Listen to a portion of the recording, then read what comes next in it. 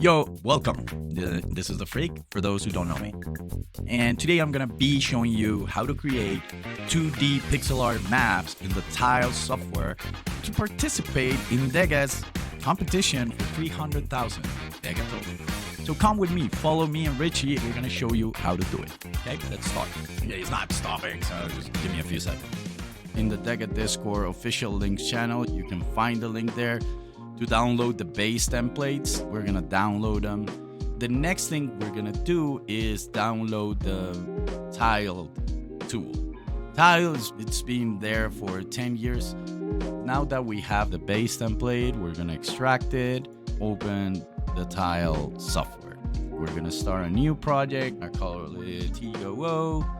And that's how we start. And then we say open file or open project. Here in your templates that you just downloaded, you have V3, you have V2. We're going to be working with the V3. And one of the most important things is this: the pattern width and the pattern height. This is every square, every one of these squares here, it has 48 by 48 pixels. Every tile is 48 by 48 pixels. Since we're working with the templates and with these maps, we're gonna keep it like that. The other important thing is the width and the height.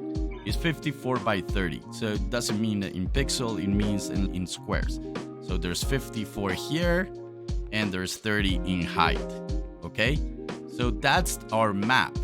So if you want to do the math of how many pixels are for width and height, you just multiply 54 by 48 and you will know the pixel extension.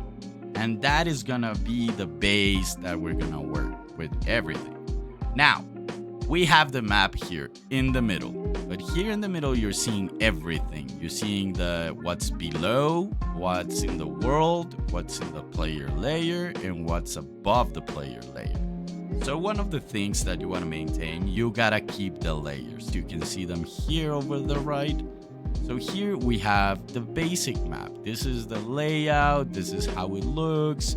Here we can activate the mini map. We can see the objects, or we can see the layers. And here we have the world and the grounds. So here in the world and the grounds, we have everything to paint our map with. So if you see, I can just pick like one of these styles and I can start painting the whole map, and it's really easy actually. Or I can erase the whole thing, and this is like the easiest part for this. If you want to change the texture, I'm going to explain later how you can change all of these textures, but this is like the easiest thing. You can also use the fill. Here you choose what you want to fill it with, and you start filling spaces. Since I have different tiles, it's going crazy, but you get the idea. So let's choose water, let's choose this. We're gonna have a basic map to work with. Now, if you see, I activate the world and everything changes. And in the world, you start seeing different objects. The idea here is to start playing. These are the objects we're playing with in the world. So I can add new houses, I can erase houses, but I'm gonna add one of two towers. You can select the tower like this and place them everywhere. One of the things you're gonna start realizing here is you're gonna see different attributes in the custom properties that I'm just gonna show you.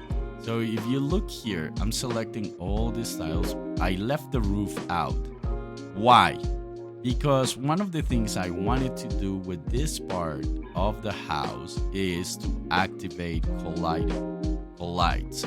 So that means our character cannot go into those spaces here. That will block the character into going there.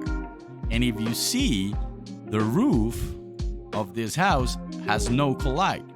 And it's actually in a different, we play it in a different layer. Let me show you. You see how when I activate the above player, it shows the part of the roofs, like right here. Check it out here, right here. See what happens when I deactivate this layer. Above the player, but the player can go under. So that gives a little bit of, how do you call it? Yeah, like reality to the map.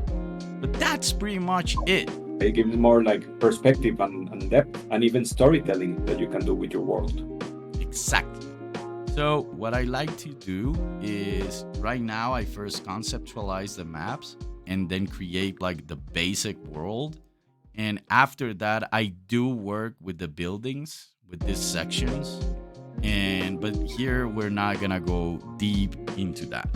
So the next step is, how can I change this? How can I play with all these things? I want to be able to, yeah, it's really cool. It looks beautiful, but it's not, whatever. It's not my thing. We're making it easier for you. So for me, the easiest way is Photoshop. You can use any other software here. You can use even Paint. But let's go to Photoshop. And in Photoshop, I'm gonna teach you how to create a brush and how to adapt your canvas to this. One of the most important things, we're gonna alter things that are placed in the game already.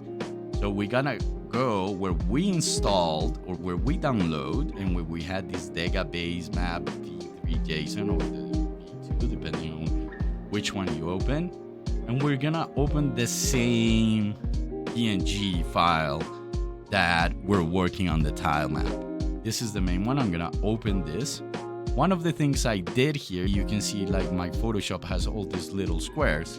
So it's because I did prepare Photoshop for this. So the way to prepare Photoshop, the first thing you gotta do is go to Preferences, and in general, you'll find this. This is the first thing to do when you get into Photoshop is image interpolation. Usually, image interpolation will be in the best for smooth grades. It will be bicubic. This means the brush will be like softened on the sides. So every time you put paint, it like smudges to the sides. So you gotta go to nearest neighbor, preserve hard edges. That's the first thing you want. Sorry. And the next one that you want to do is here, the grid. So the grid line has to go every 1 pixel. Choose pixels, choose 1. And subdivisions, just leave it in 1. I think the original setup is 4. Leave it in 1. Then you can choose the color of the grid you like. I really like the light gray. I think is the best. You can also change it here for dotted lines. That's the first step. That's the first thing. How are we gonna paint here? We're not gonna use brush. So here we have the brush. This is not what we're gonna use. You gotta hold there and go with the pencil. Now, why? Because of the hard edges. And the next thing you're gonna do is you're gonna give it a size of 1 pixel and then the hardness to 100%. We want a hard brush. And that's it. That's pretty much it. Now we can start painting. We can start choosing our colors and say, for example, I'm going to do something beautiful here. I'm going to say, remember, every square we're working over there is 48 pixels by 48 pixels. This is just for showcasing. And then I love, and then I'm going to put it here. Okay. So graffiti art, top art, and I'm going to save it. I've just saved it. Look what happened here. All the houses have I Love Freak. Check it out. I Love Freak. It automatically updated. So you can actually just do and alter these things and play around. And there's also something you can do and you can alter the dynamics and the original setup. So if you're in Photoshop, a little bit about layers, you can have an adjustment layer here, and let's just change color, hues, and saturation for the image. Let's go a little bit crazy, high saturation. Let's make it look something weird and obvious that we changed it, and then we actually flatten with Control or Command E, save it, and a really ugly map. Sorry, it's a really ugly map. But we can play around with it, with all these things. That now that we have all this, you can change it, you can do like different things. Remember the colliders for the things you want the character not to interact with.